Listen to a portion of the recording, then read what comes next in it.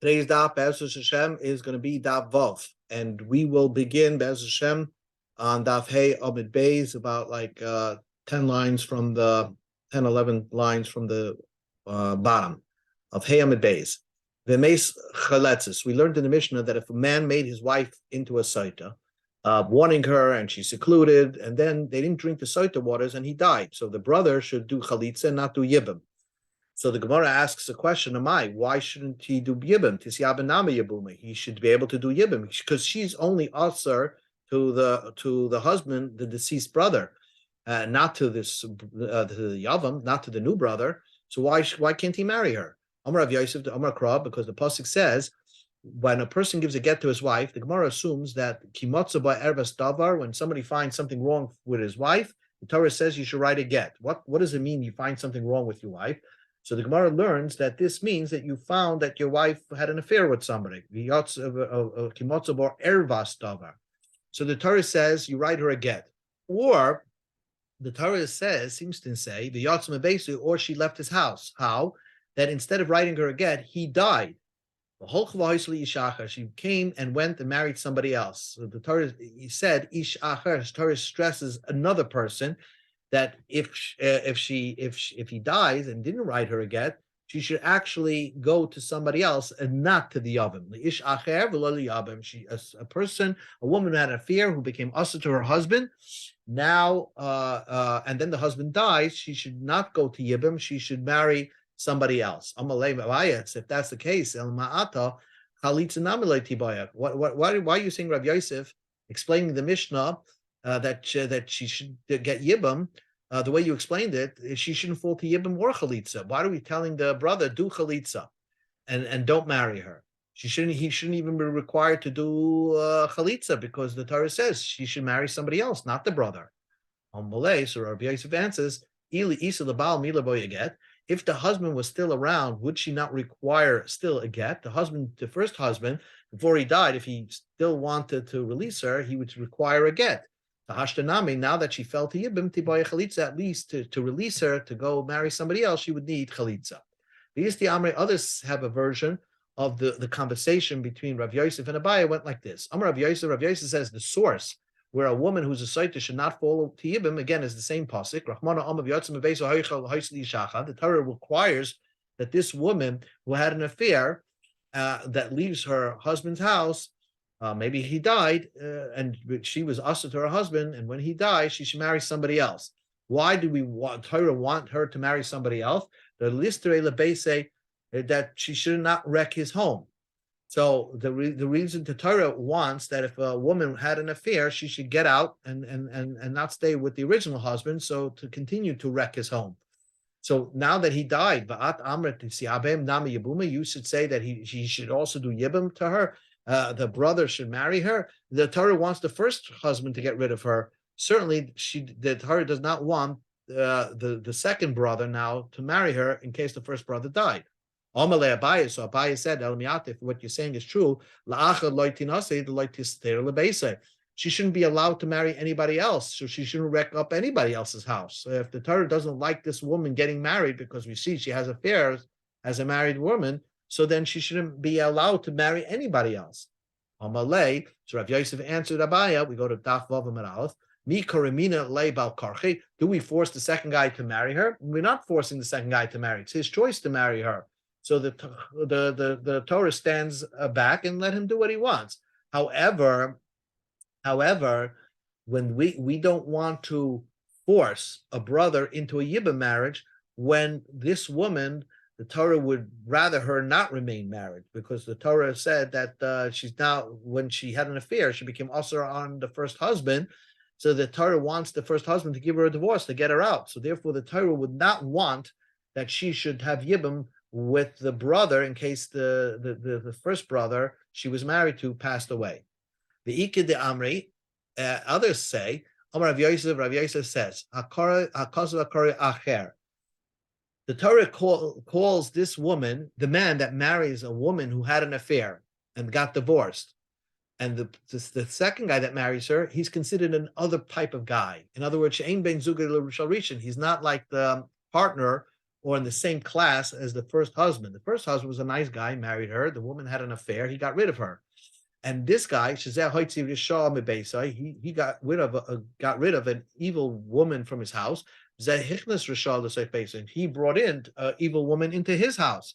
And so therefore, she's like an evil woman. So we're blaming the second guy. Why'd you do something so crazy and marry such a woman? And you're telling me that she should also that the brother should do yibum on her? No, that wouldn't make sense. The Torah doesn't like this woman as to be married. We even call that if she married somebody else, that the other guy is doing something wrong. He's not ben zugay shel rishon. He's not in the same class as the first husband. The first husband was a nice guy, and they married the wrong woman. Now you're not the second guy who's continues on and marries this woman is doing something wrong. So therefore, we wouldn't request that in case the first husband died, she should fall to Yemen.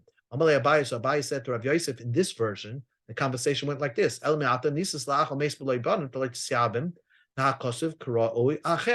in case she did marry somebody else, right? She married somebody, a stranger, and that guy dies without children. Since that second guy wasn't really supposed to marry her, the Torah frowned upon such a marriage. If he dies without children, she shouldn't fall to Yibin to his brother, because the Torah frowned upon this marriage. She's a woman who has a checkered past. So answers the Gemara, Gabay Dahai, mi b'shem toiv havakama. Rav Yosef answered to Abaya, the truth, she wasn't supposed to marry the second guy, but throughout her marriage with the second guy, she didn't have an affair with anybody. So perhaps she did tshuva and she regretted her past, and when he died, she still had a good name. So therefore, in that case, his brother can do yibin, and that's okay. Rava says again. We're looking for a source of a woman who's a soita. She should not fall to yibam, and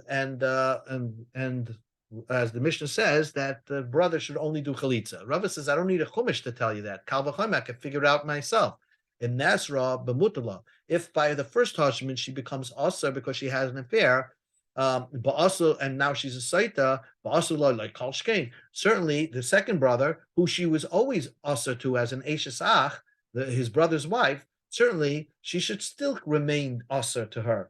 If she became asa to her original husband, she should be asa to the brother that's coming in his place, because there was always an isser for a man to marry his brother's wife. Amalei Abayas said, Elmiato, let's find this scenario. Kohen Gadol shekidish is amano meis. A Kohen Gadol that got married to an almana and then died. But then he has a brother who's a kohen hedyot. So the one brother who's a kohen gadol married this almana. This marriage was in sin, and he died. And there's a brother that's a kohen hedyot. Like this yabin, she should not fall to yibam, and we know that's not true. She does fall to yibam. But according to your logic, in the Nasra b'mutala, if she was already asa to the kohen gadol husband, right, and who she was permitted to be with, but also like Kolshkein, she certainly should be usher in the Kohen Hedyot, the brother of the Kohen Gadol, who's now alive, and now she falls to Yibam, she certainly should be permitted to marry him. She should be usher to marry him. And we say in fact that she does fall to Yibam. Why? So the Gemara understands. First of all, this example is not even a good example. Ne'asura, she became usher while living with the Kohen Gadol. She was hasira kaima. She was always asar. It's very different than the soita, or a woman who was a soita. She had a normal marriage with the husband, and then she became asar. Kohen Gadol betrothing an almana was forever asar to that woman. And mutala, and was he ever permitted to her? Asar lahu. She was always asar to her. What are you saying? In Nasra, this woman who married the Kohen almana, who married the Kohen Gadol, she became usher to somebody she was permitted to be with. She was never permitted to be with this Kohen Gadol. So therefore, that's not a good scenario to compare to our story. Ella, so the case should be, Abaya's question is like this. Let's say you have an Ashes Kohen Shenensa, a wife of a Kohen. She had a normal marriage, so she was permitted to be with her husband, the Kohen. But then she became raped, and she was nanas, umes, and then that. So now she became usher to her husband, because a Kohen cannot stay with his wife if she became raped, if she became nanas. And then that Kohen died. And he has this Kohen had a brother who was a chalal, an empty Kohen. What does it mean? A Kohen that does no kedushas kahuna. For example, their father married a Grusha and had this kid.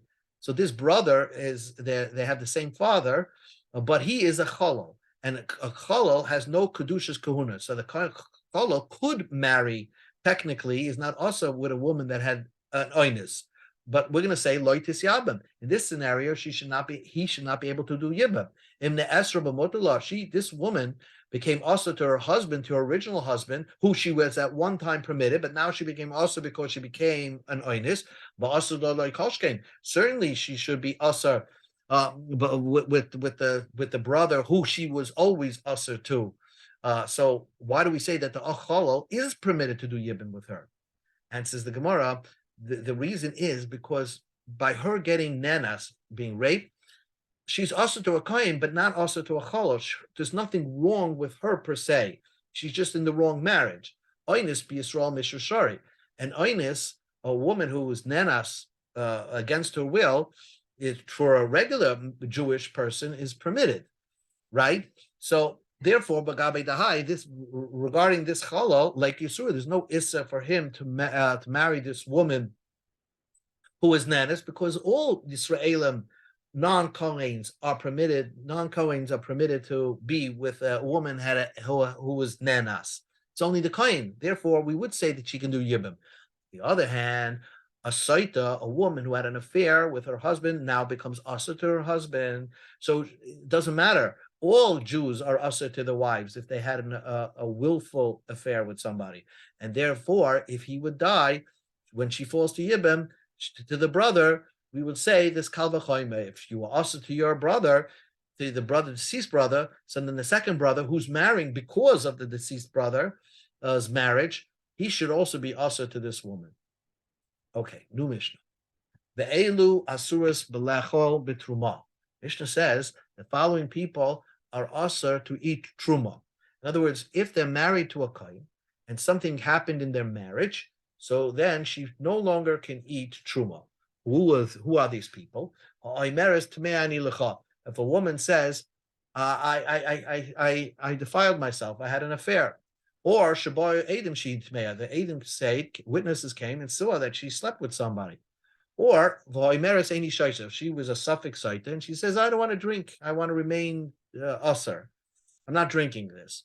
Over Shabala, well, the husband doesn't want to give her to drink. So now they have no way to resolve the doubt because she's not drinking the waters. Or or if the husband had relations with her on the way to the Beis Hamikdash to drink the waters, he's not supposed to sleep with her on the way until they resolve this doubt that he has. In all these cases, she remains asa to her husband. Because she's asa to her husband, she's not permitted to eat truma. So the Gemara says like this: Amar Rav Amram. Rav Amram says a fascinating thing from Rav Sheshes. Al Milsa Amar Lon Rav Sheshes. The following statement was said by Rav Sheshes, and the Anhar Lo Ainim Mimasnisin. We could actually enlighten our eyes from the Mishnah. In other words, the Mishnah concurs with Rav Sheshes' opinion. It says like this: Rav Sheshes makes an opinion. Sometimes these magical waters that when she drinks is supposed to make her blow up and cause her to die with her thigh melting and her stomach blowing up. The Mishnah, the Bryce, Rav Sheshes says, a soita that has witnesses on the other side of the planet that actually witnessed that she actually slept with somebody. And this is the same person that her husband's accusing her, but they were somehow had a video in the room or they saw what she actually sleeping with this guy. And the husband doesn't know about these witnesses. They could be on the other side of the planet. So if she's drinking it, the waters will not work. My timer, what's the pasuk? The pasuk says about the Saita waters, Vinistra, she secluded herself, and she defiled herself. There's no witnesses, is it?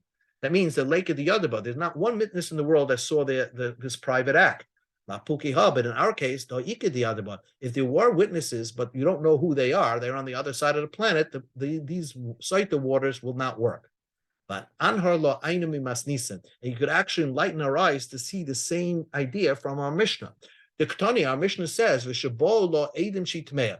Eidim said that this woman is Tameh, that she slept with somebody, so then that she does not eat truma. That's what our Mishnah says. Now, the Asa Edim Amos, when did the Edim come and say that we saw her sleep with somebody? If it's not talking about a Saita, Stam, Edim came to a man and says, we saw your wife sleep with somebody before she was a Saita or anything. Zaini, of course, she's a Zaina.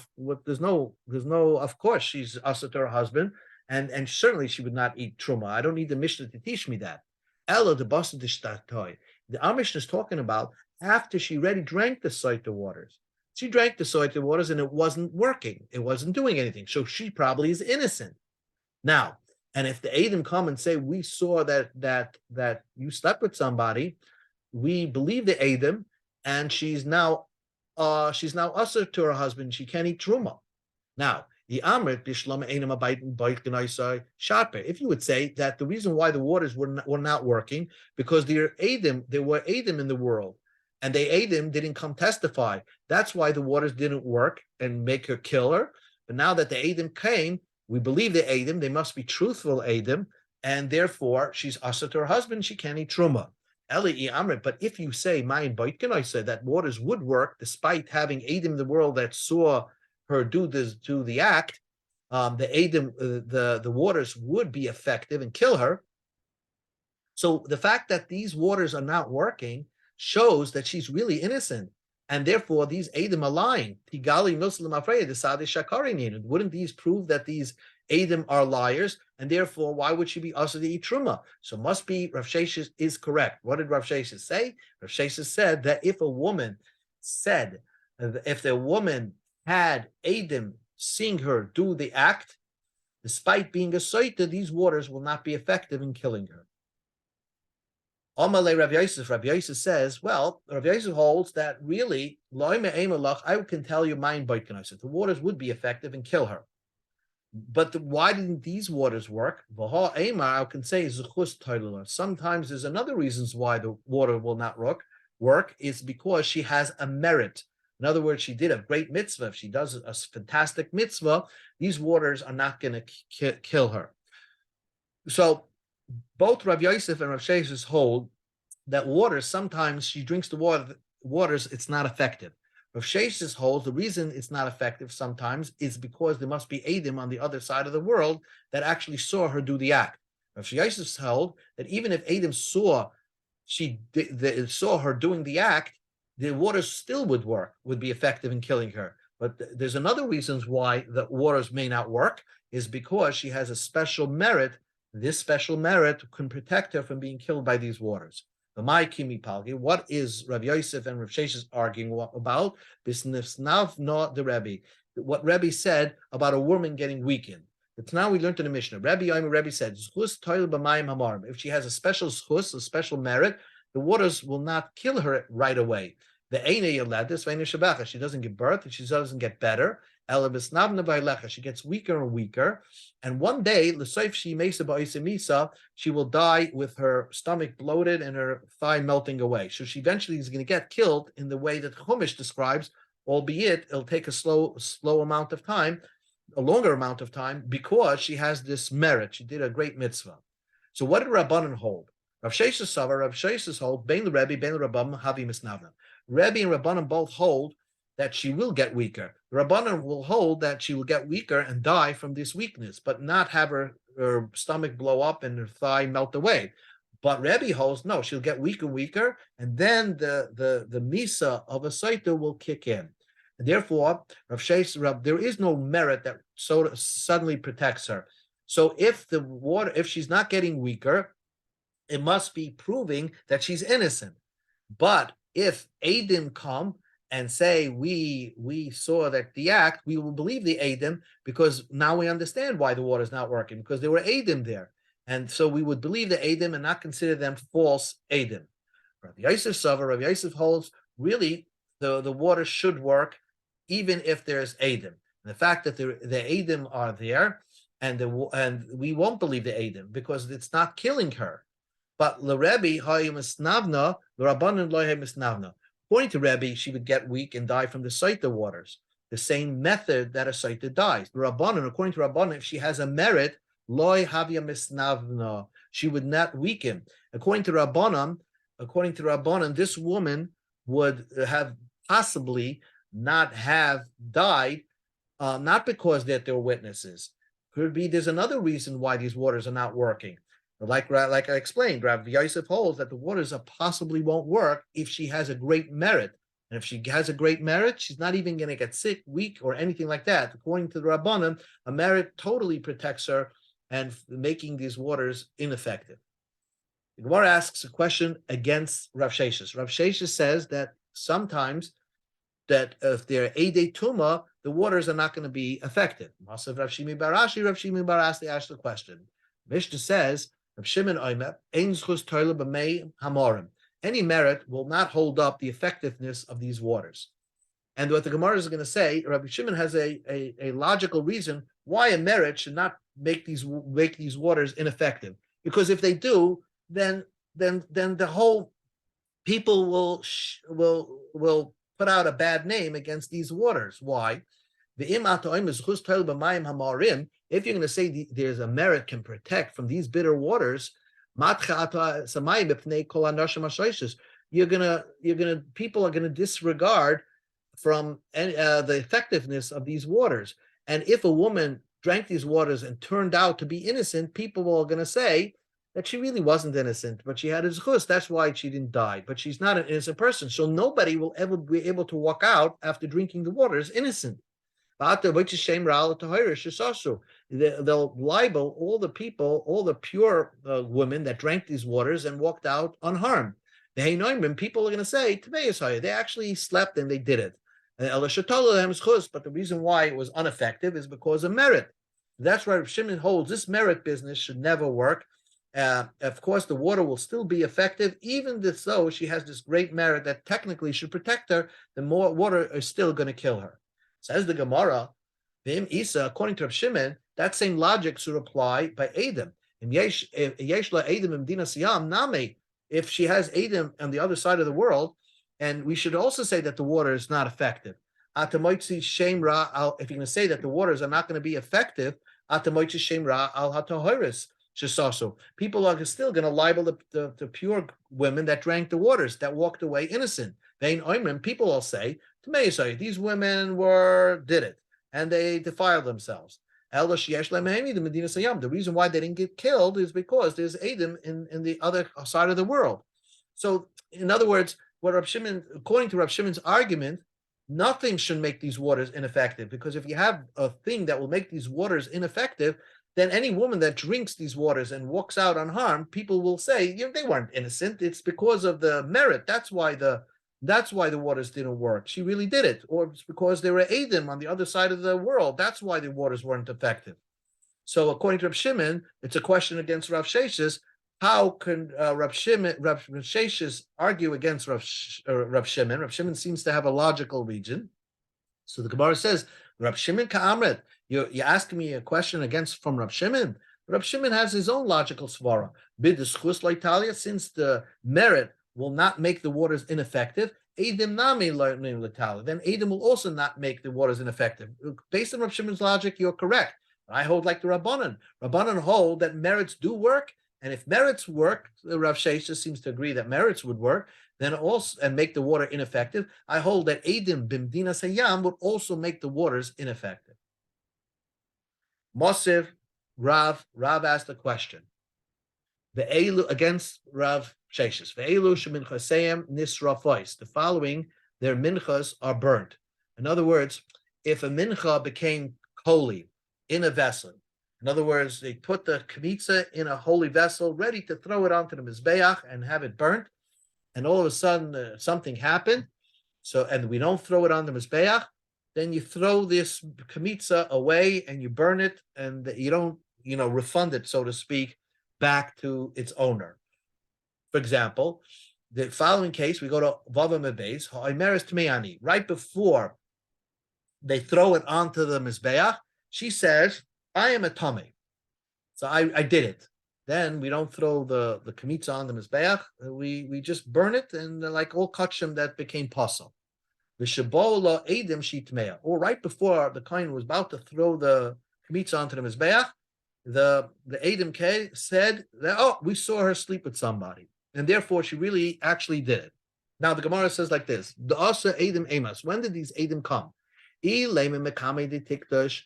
the Edim came prior to this Kemitza being put into a Klisharis as a vessel ready to be thrown onto the Mizbeach, certainly Tepek L'chulin, then you should refund it. It should go out L'chulin because this Mincha is not needed.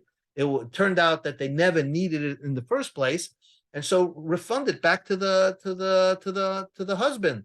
That he should take his flour with his barley flour back home. This whole thing was a big mistake. Because you have Edom over here. El Labasa the Kaddish, or if the Edom came after it was Nikdash in a Kli vessel, this Kemitza became holy into a Kli Sharis that they're ready now with this pot, with the Kemitza inside, ready to throw it onto the Mizbeach, and anything that touches a holy vessel becomes holy. So then let's say, the Gemara asks a question like this: if you will say that really, that if there was Edom in the story over here, although they didn't come forth, the mayim would still be effective. So therefore, Alma Bas Mikdash Mikravi. Technically, as long as the Edom didn't come, technically you could have brought this onto the Mizbeach, you could have makrav the Kemitza, and the waters would have been effective. When you try to make this Kemitza and put it into the vessel to throw it onto Mizbeach, Shaper Kaddish, you made it indeed very holy. Mishum Hachi, therefore, Minchasa Nisrepet, the Mincha gets burned. That's what. Ella I Amrit, but if you would say, Ein Hamayim Bait Genoisai, that the waters wouldn't be effective, would never be effective. If there was Edom here, the waters would never be effective. So this whole minchas kanois, this whole mincha that she's bringing, would have been ineffective anyway, because it was a mistake to make her a site and bring this. Because as long as the Edom are around who have seen the act, this site of waters would have never worked.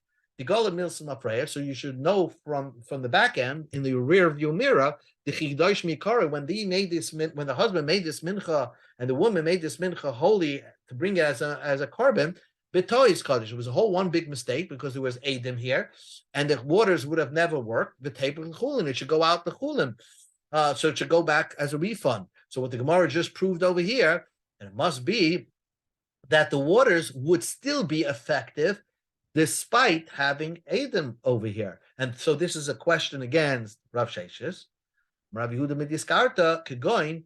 It's not that the Edom said that we saw her do the act with the husband's against the husband's person who the husband is accusing her of having an affair with. The Edom came and said, we saw a new act. We saw her have znus in the Beis Hamikdash. So therefore, when they made this saita, it was a good carbon, because they still wanted to bring a saita regarding the first znus that she did, that you don't know if she did znus. That still remains unresolved. There was no Edom over there. Edom came and said testimony on a brand new znus that she did while she's in the Beis Hamikdash. She did znus with one of the people in the Beis Hamikdash. Maskef Lara Masharshi asked the question: how could that be? A woman who's a saita in the Beis Hamikdash, they're trying to make her drink this saita waters, will have time out to have znus with any of the her attendants. The young kahanim are the ones carrying and escorting her around. So who she can have znus? She seems to be under protection at all times. And says the Gemara, she had znus with the young kahanim by themselves. So she had znus with any of these young kahanim. So therefore, that's made her aser. Rav Hashi says, how could you're wondering who she had znus and when she had time to do znus? She told the kain, I need to use the restroom. Are they keeping her in chains? And she needs to use the restroom. She uses the restroom. While she was in the restroom, she did znus with somebody else. There, the Edom came and said, oh, she's ready usher to her husband because of the second znus. So she doesn't have to drink the waters of the first one. So technically, the waters of the first one would have been effective because there were no Edom from the first one that her husband is accusing her of having an affair with. So therefore, that's why once this Kemitza was already in the holy vessel of the Beis Hamikdash, ready to be thrown onto the Mizbeach, It's holy, and therefore there's no refund to the husband. They just burn it. That's why this brisa makes sense. One more teretz. Papa says, I will tell you, like we answered first, that really the Edom are coming saying that we saw her actually sleep with the person that her husband is accusing her of having an affair, and that's why you're here in the first place.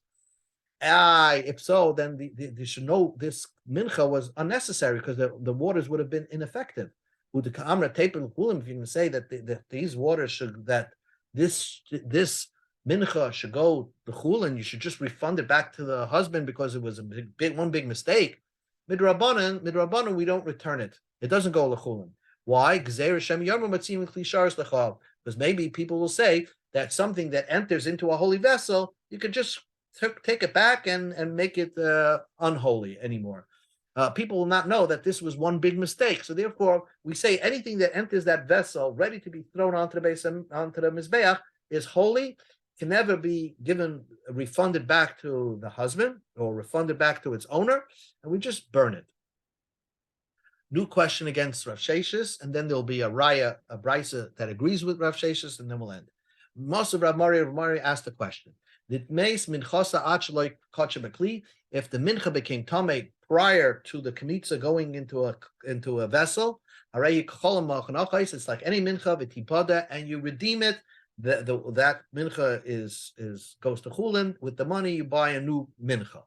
Once it became holy in the vessel, ready to be thrown onto the mizbeach, it's like any mincha that became tamei v'titaref, you burn it. They made the kaimitz holy in the vessel. Well, but they didn't get a chance to throw it onto the mizbeach and burn it. Or he died or she died. So there's no reason for her to drink these saita waters or bring this carbon anymore. She's like any mincha, and you just burn it. Don't bring it onto mizbeach. Karev hakamitz. Let's say they burnt the kamitz on the mizbeach. Well, but the Kehanim did not eat the leftovers. Remember, they give a kamitza of this mincha. They throw it onto the mizbeach. They put it in a klisharis, throw it onto the mizbeach. The leftovers the Kehanim eat as part of the service, as part of the kapara. So, if he died or she died prior to the Kehanim having a chance to eat the mincha, they eat it anyway. They should. It's like any mincha that the Kehanim could eat it. Shal safik bas mitchila, kipra sveika v'holchala. The suffix, the whole reason why they brought this mincha is because we don't know. We're trying to figure out if she did indeed have an affair with somebody, and that it went successful. There was a good reason to bring that mincha.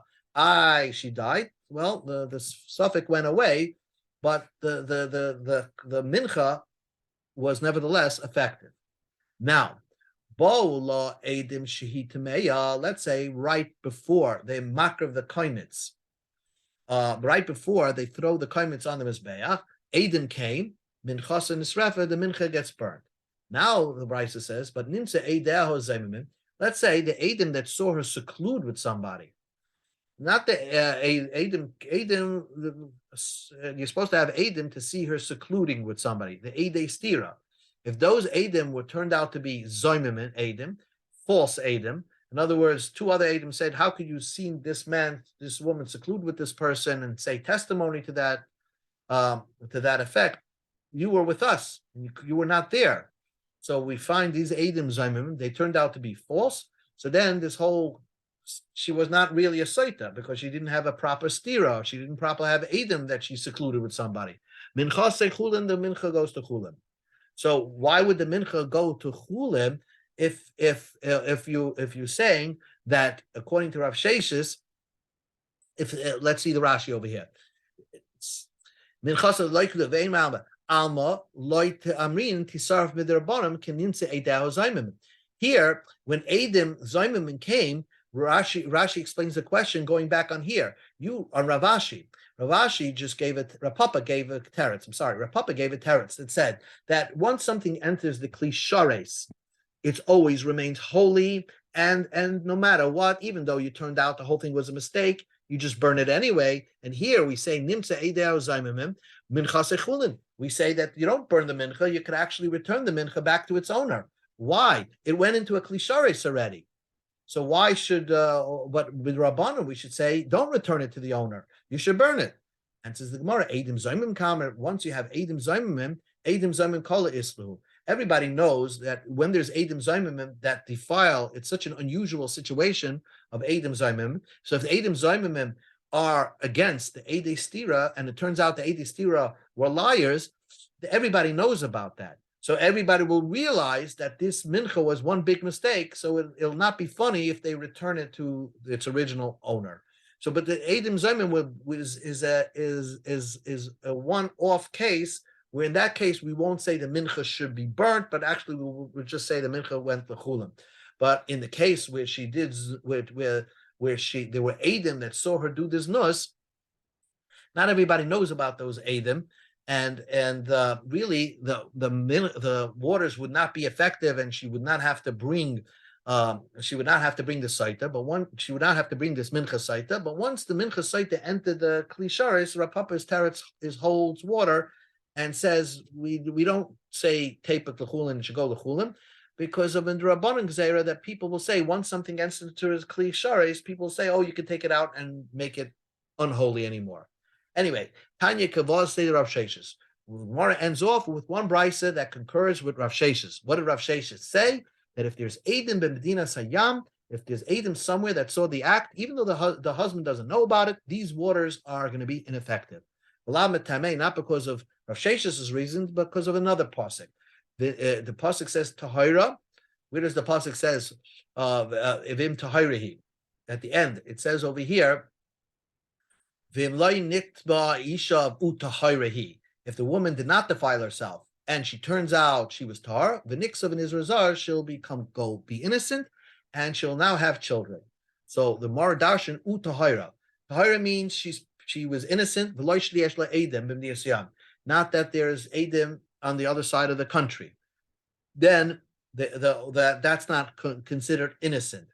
The waters didn't work because there was edim somewhere. Utahira. Sometimes the waters will not work, means not because of a merit. So there are two reasons why the brisa gives why the waters would not work. Either there's Eidim b'mnina siyam, or she has this great merit. And sometimes the water will not work, is because she's innocent. That means only if she's totally 100% innocent and everybody is not talking about it. Those that make nylon threads under the moon are not talking about it. There were women that were involved in that kind of malacha, schmoozing with each other while they're spinning threads. And if these women are saying that she's guilty, these waters are not going to work, even though there wasn't actual edim. The husband is correct. There is nobody that saw the act. He warned her. She's secluded with this person, and nobody saw the act, but everybody's talking that she actually slept with this guy. Then these waters are not going to work. So we have three reasons, according to this brisa, why the waters would not work. But one of them concurs with Rav Shesh's opinion that if there are Eidim somewhere on the planet that actually saw the act that she did with this person, the waters are not going to be effective. So the Gemara asked Rav Shimon. Rav Shimon said clearly that the merits will not work. What merits will not make the waters ineffective. Even though she has a merit, the waters will be effective because dihi devav d'leidar. She doesn't darshan the extra vav regarding to teach us that merits will uphold the effectiveness of the waters. It will not. The waters will still be effective. But va'ika, we go to the top of the bay. Yeshla edim medina siyam. There's edim medina siyam. If there are edim on the other side of the planet, he should technically, Rabbi Shimon should agree that there's a pasuk that says that if the edim on the other side of the world, it will make the waters ineffective, and therefore, why doesn't Rabbi Shimon say? Why doesn't Rabbi Shimon have a complaint against the pasuk? This in the same logic that he had by saying that if that can make the water ineffective, then people will say that any innocent woman that drank the waters and nothing happened, people will say, she actually did it with that person. She actually was really guilty, but the waters didn't work because they were Eidim b'Medina Sayam.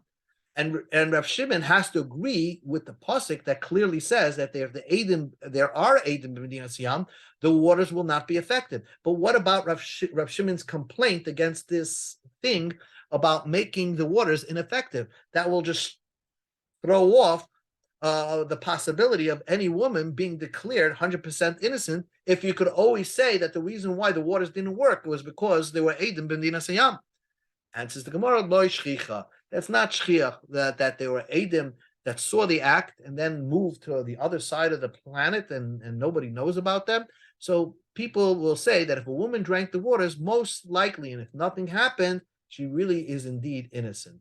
So now the Gemara just backtracked on what it said before. The Gemara before said that Reb Shimon will hold that Schusim will not make the water ineffective, and Eidim b'Medina Sayam will not make the waters ineffective. Now the Gemara just says Schusim, you're right, will not make the waters ineffective. Reb Shimon doesn't darshan the vav in the pasuk of Tahira, but Tahira he will darshan the pasuk and agree that Eidim b'Medina Sayam will make the waters ineffective, but that's not going to lead to a problem. Well, people will say that the waters never work; they're not innocent. Is because no one will say that on a woman who walked away after drinking the waters and nothing happened, because to say that there were Eidim on another side of the world, it was not shayach, it's not so common, and therefore they will believe the innocence of this woman. So ends a lot of this, a big daf over here of the basic machlekes between Rav Sheshes and Rav Yosef.